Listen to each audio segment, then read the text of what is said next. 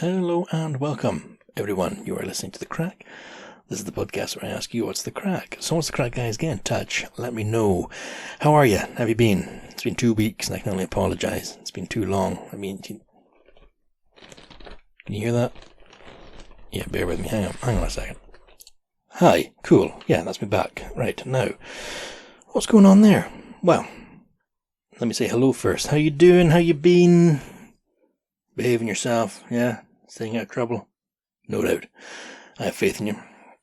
Yeah, so the creaky noise you'd have heard there, very quickly. So, leather jackets for women are in, or they were, or they are fucking fashion. I don't know. That never-ending revolution of fashion has decreed that sort of motorbike style jackets, the ones from the 50s, Danny in Greece, those types of, that was bad, those types of jackets, they're in. And Charlotte was looking at getting one a while ago, and I was like, you can wear my one. Why have you got a women's leather jacket? No, it's not a fucking women's leather. You can wear my leather jacket. You don't have one? I do. I got it when I was like 18 or 19, and I never wore it, so it's been in the cupboard for a very long time. The cupboard, in the wardrobe, in the closet. So I've taken it out, and to soften it up for her, I wear it around the flat when I'm on my own, because if I don't, I look like a proper boob. So, yeah, I've been wearing it today, as it's my day off, and I didn't realise how much it actually creaks and squeaks and stuff, so... There's a car going past. So yeah, it's sitting on the floor behind me now. For shame. But yeah, it's one of those sort of Terminator 2... Marlon Brando, was it the Wild Ones? The fuck was that film? Something I thought was really cool, and then I bought it and I put it on, and I don't really... Maybe it's not the jacket that makes a person cool, so it stayed in the cupboard. I've also got my brown leather jacket in the cupboard, which I do like, and I've got another Indiana Jones jacket, because you think by wearing it I'd be like Indiana Jones. No. So it looked like a strange dude just in a leather jacket. So yeah, so at some point it will be soft enough for me to obviously offer to Charlotte, but here, you can wear this. And she's going to be, like 3 times the size of me. Yeah, I didn't think of that. But still, that would be nice to one day offer her the jacket. Yeah, if you've not seen Sopranos, that won't make much sense to you, but the jacket. So yeah. So it's been a few weeks. What's my reason for not having a podcast out? Nothing. Laziness. Lapse of self-confidence in the podcast. I don't know what's going on. Yeah, well, I'll tell you the truth. You're listening, and I appreciate that, so I'll tell you what's going on. I sat down to record it, and I was hit with this realization, hey man, this is pretty sad. This kind of loser behaviour here, man. You're sitting down talking to yourself about, sweet fuck all. But, did some soul searching. Took some peyote in the desert. I didn't really do that. No, I looked up. What I tell you on this podcast, I tell you in confidence, alright? It's me and you, listener. No, what I talk about in here is what's happening in my little orbit. I don't come on here and tell you lies. That could be a lie, but you have my word, it's not. I don't come on here and big up myself. If I do something pathetic that I think is worthy of the podcast, I will record and talk about it. Why am I doing the podcast in the first place? This started as just I listen to a lot of podcasts and I wanted to make one, and I've been stung before. You try and do something with somebody else, you rely on them, and not everyone is reliable. So who's more unreliable than myself? I do this on my own.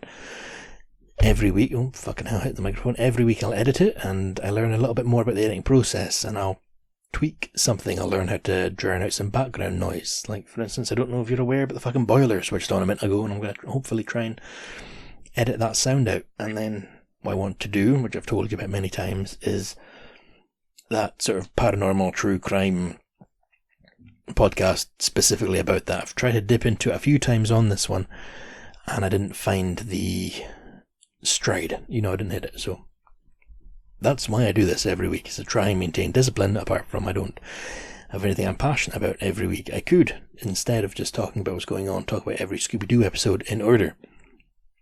Maybe one day I will. Yeah, so, but whatever's going on in my life, if I find it funny or worthy, I'll talk about it on here. And, yeah, it was a weird, I don't know, I sat down to do it, and I'm like, who do I think I am to be offering my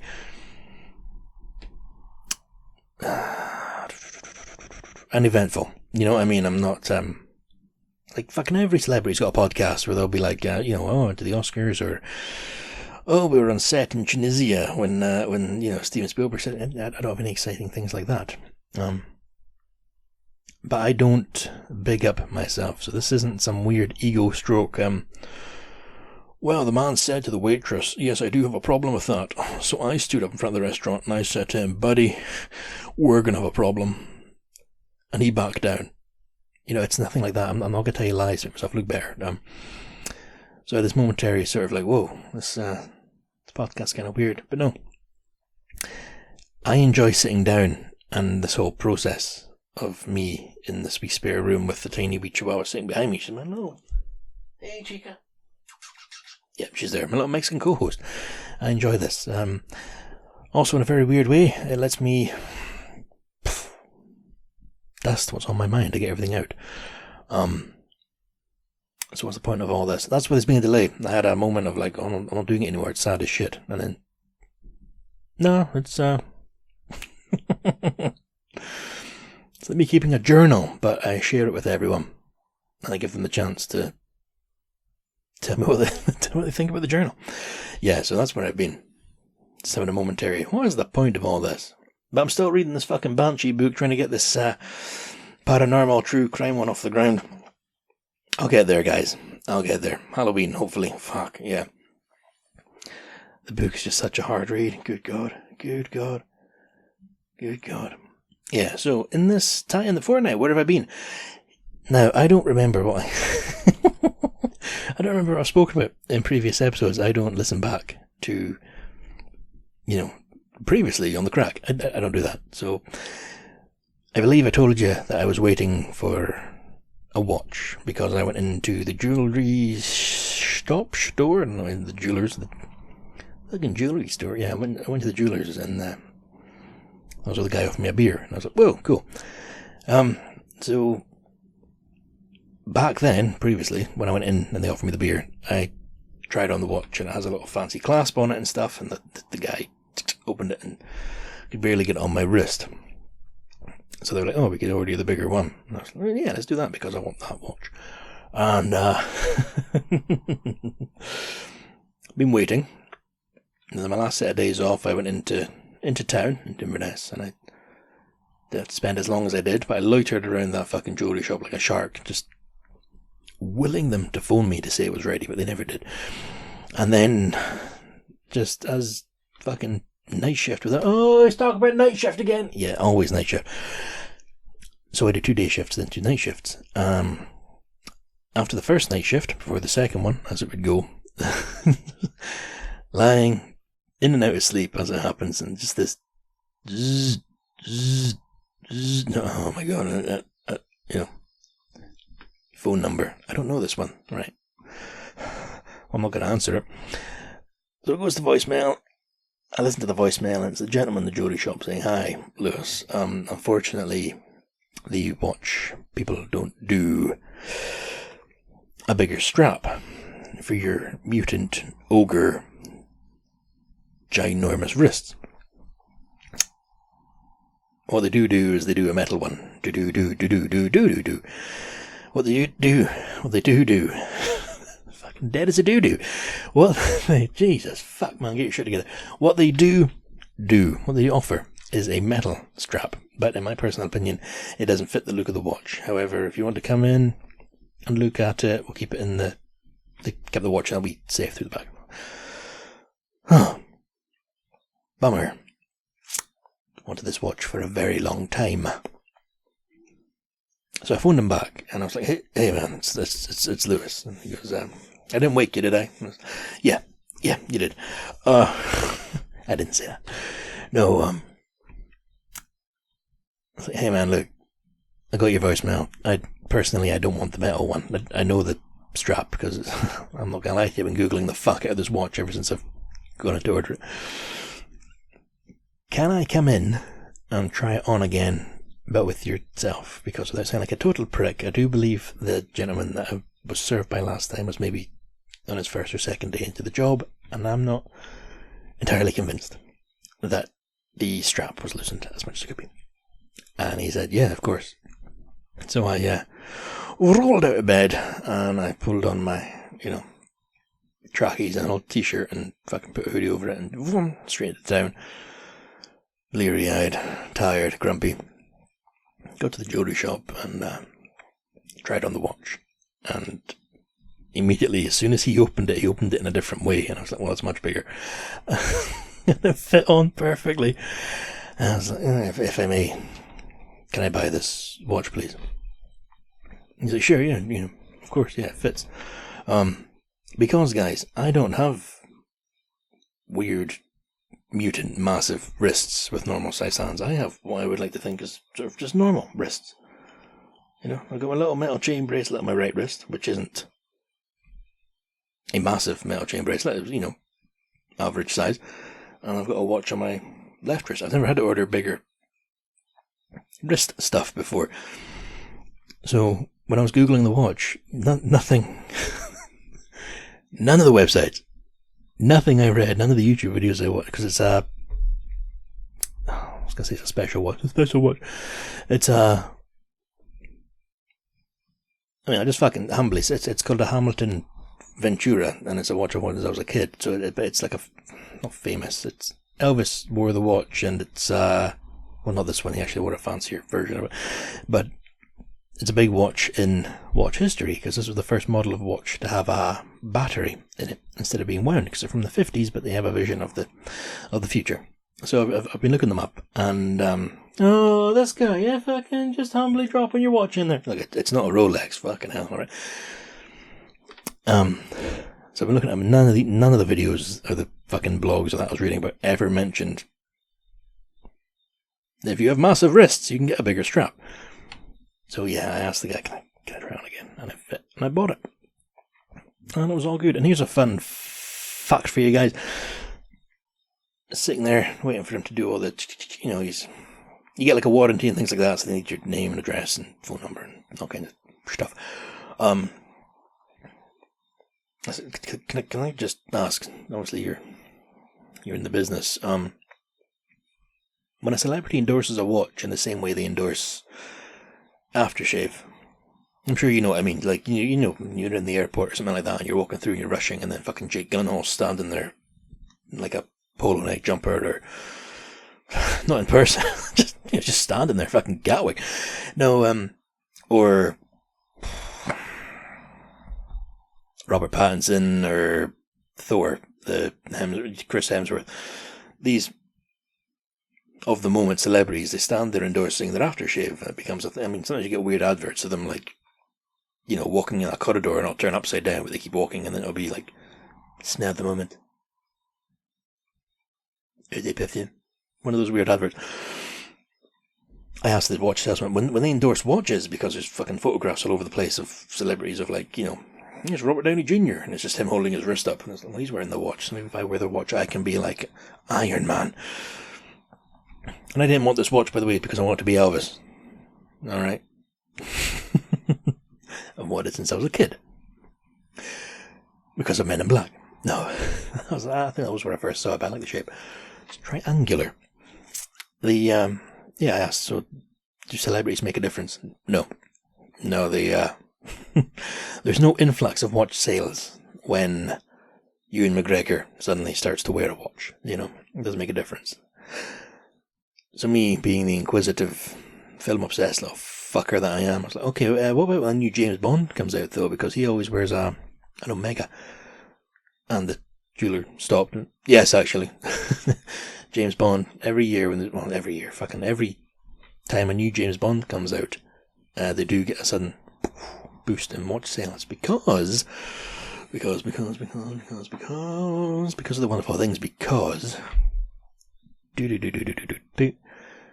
the James Bond films release limited edition versions of the watches, so not only do folk want to get the, 20 grand Omega recent model, they will then also, if they fucking can afford it, which I suppose some folk can, they'll go out and get the limited edition Skyfall edition of, or No Time to Die, which I think is crazy, but there you go, guys. What's the point?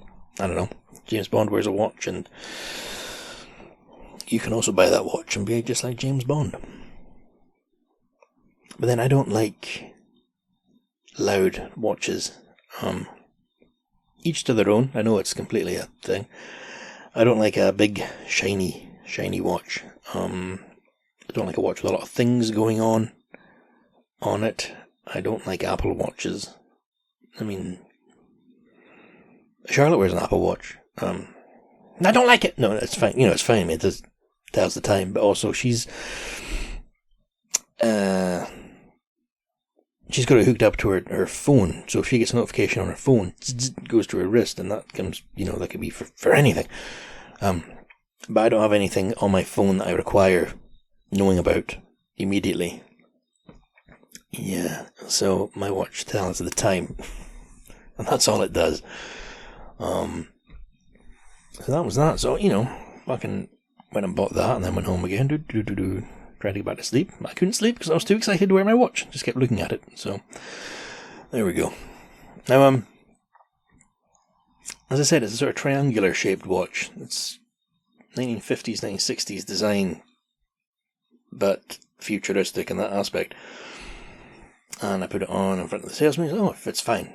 Salesman, that's it fits fine. Oh, yeah, it's, and then me, ignorant, just asked him, "Can I ask your opinion? It's a nice watch, does it look okay?"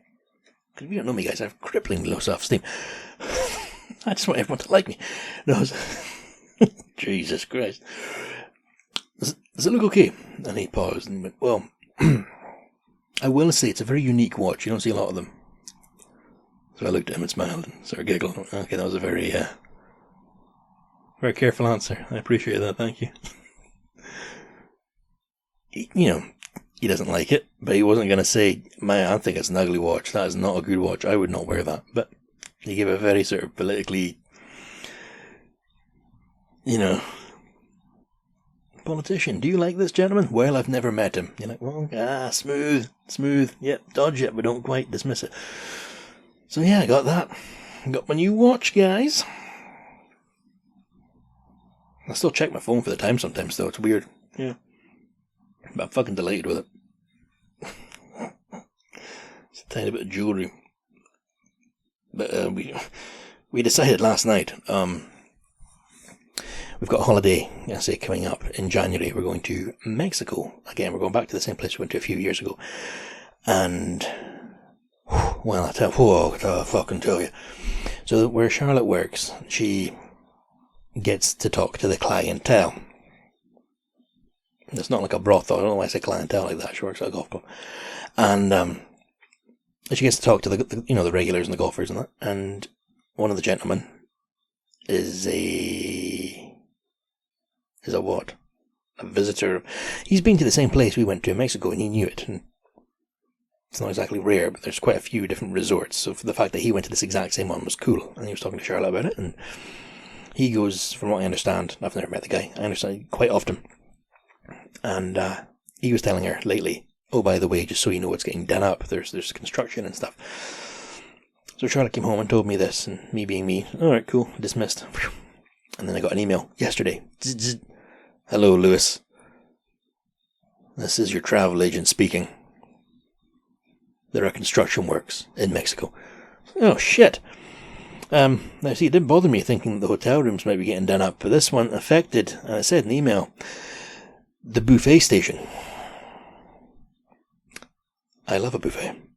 That's why we're going here, is for this American buffet. No, you know what? That's not even a joke. It's a lovely place, but that fucking breakfast buffet, that hit a part of me I didn't know needed a rubbing, alright? And again, that's not a sex thing, but you go into this massive hall. It's, the Mexican Harry Potter. It's not like the Mexican Harry Potter, but that fucking food hall in Harry Potter in school. Bam, in this massive room. And then there's just First world fucking gluttony. Just all this food. Twice a day. Breakfast and dinner. And it's just something else. You probably get that here, but it's special over there. It's different with the sun and the fucking just quality. And it's all American food. So you get like different style bacon. I live a pretty simple life, guys. Alright? I like a breakfast buffet. Okay? I'm sorry. So this email was saying that might be affected, and we're like, whoa, that changes things. So we started looking up, because it had named the, like, buffet bar. Like, there's a lot going on in this resort, so it named the specific one. So is that the one we go to? Is that our breakfast one? Because I remember the table we wanted, and I want to go back to that table, because I like the way I can see the sea. I started freaking out. And, yeah, we looked it up. Hopefully we shouldn't be affected, but, we got talking about the holiday, and we've decided that the new watch shall be left in Scotland. I'm not wearing this, just in case anything happens. I don't want it to get wet. It's weird. There's a lot of things. There's a lot of things I have. I don't usually take a lot of pride in things, which I know sound really weird. Like, oh mate, you're spoiled. No, like like with the car. Oh, your car needs a wash. I don't really give a shit. It still gets me from A to B. Oh, your clothes are a bit dirty. Yeah, it's my day off. All right, I'm not wearing fantastic clothes, but yeah, this watch, fucking chuffed to bits with it. So yeah, it's gonna. I'll stop talking about the fucking watch. Yeah, it's gonna be good. It's gonna be good holiday. Even the coffee in that breakfast bar, the buffet place. Okay, look, we know how it works. You go in, you get your plate, and you join the queue, and you start walking around, and you just fucking.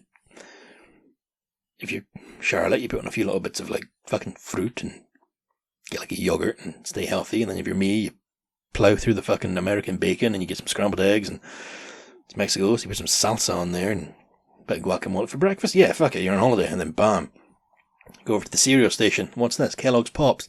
They used to sell these when I was a kid. Now they sell them in Mexico. Bam. Yeah, I'll have a bowl of them. Take that over. Then the waiter comes over and gives you a coffee, and you get this fucking delicious coffee.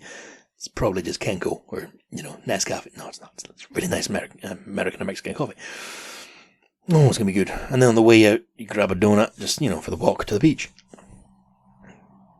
That's what we want to do, It's not every holiday has to be full of culture. Like, Charlotte went to Milan a few years ago.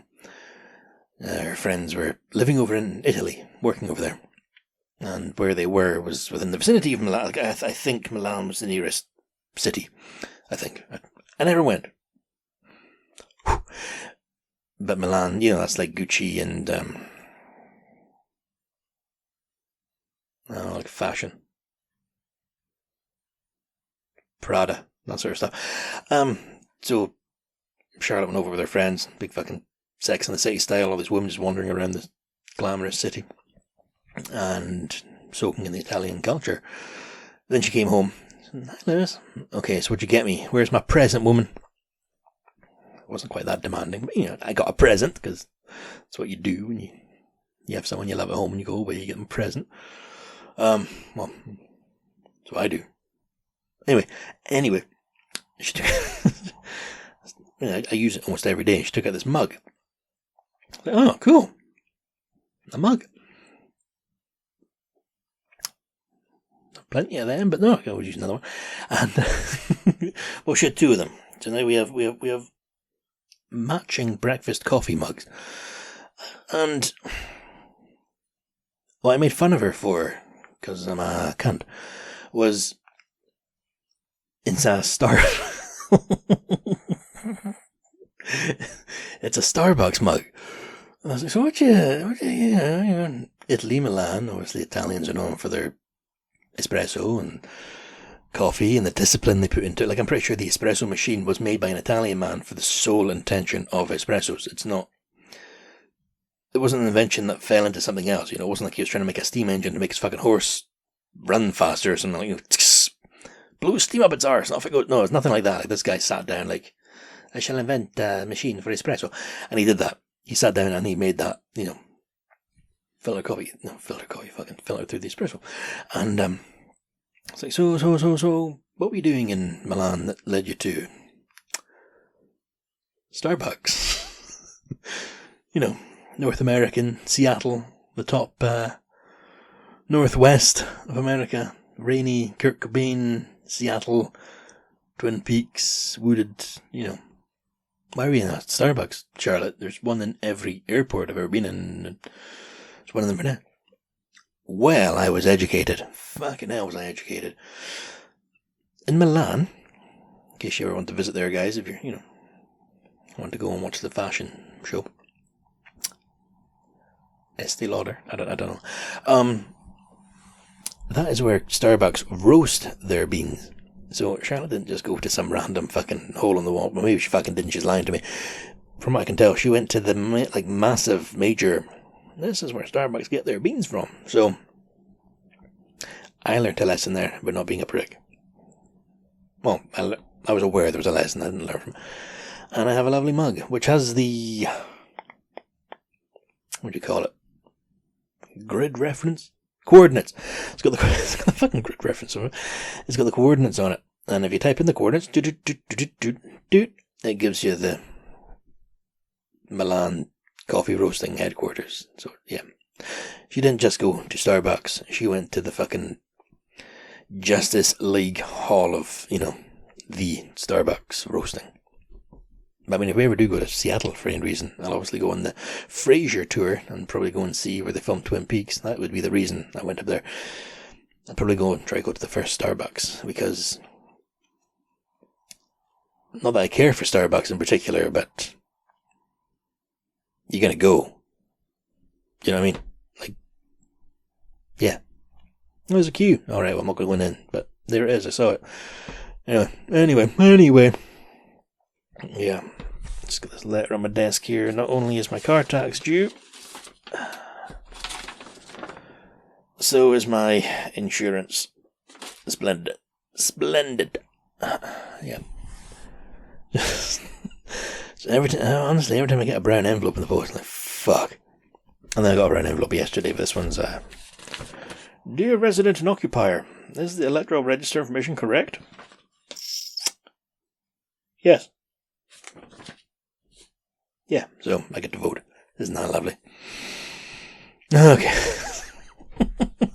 So that's what's going on in my life. Again, I've not lied to make myself look better, I'm not some cool guy. It's, I'm wearing a leather jacket around the flat, try and break it into my girlfriend and wear it comfortably, but she probably won't even want it, so that's that. Oh, and guys, have I ever mentioned that I like to read Stephen King on here before? Fucking don't start. Yeah, so I like Stephen King. His first book, published when he was 24, was Carrie, with a girl who's bullied at school and has telekinetic powers, and then she goes to the prom, and she makes them all pay. His second book, it's called Salem's Lot, short for Jerusalem's Lot, about a small town in New England. Guys, it is a fantastic book. The young writer goes back, pretty much meant to be Stephen King, goes back to this town to research a spooky old house.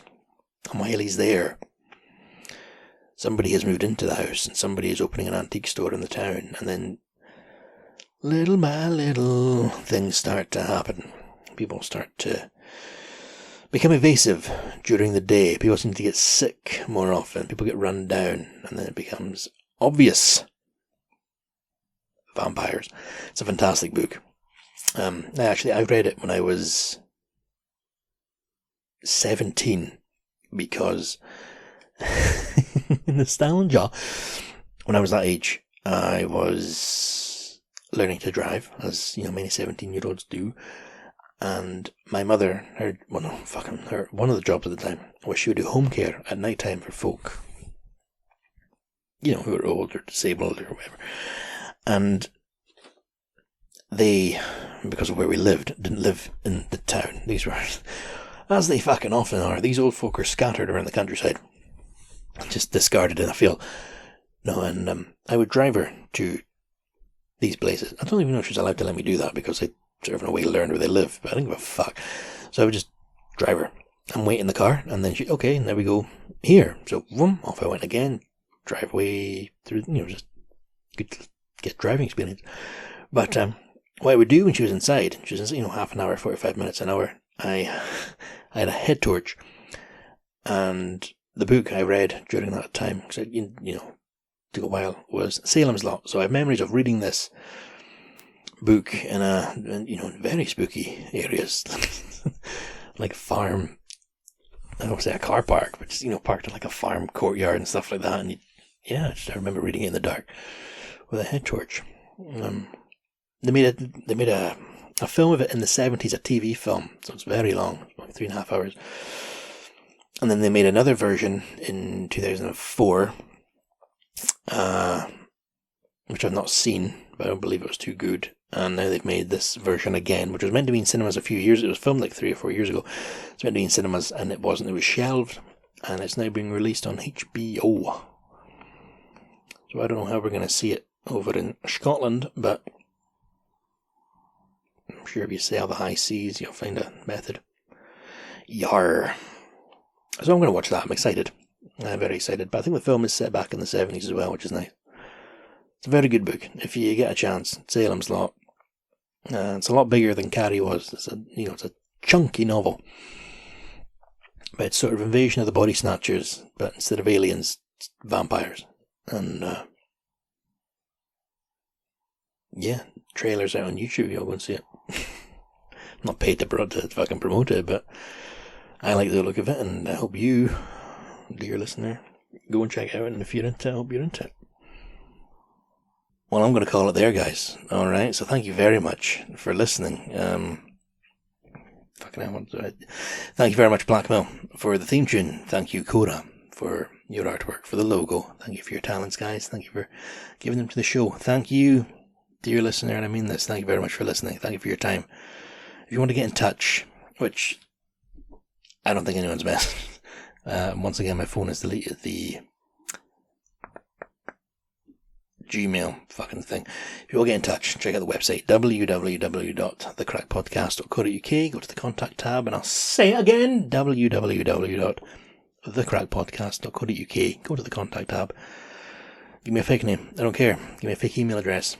I won't reply unless you ask me to, but yeah, I'll read out what you send in. So let me know what's going on, how you're getting on, what's up. All right, but as with every week, every episode, until next time, take care of yourself. Be good to each other.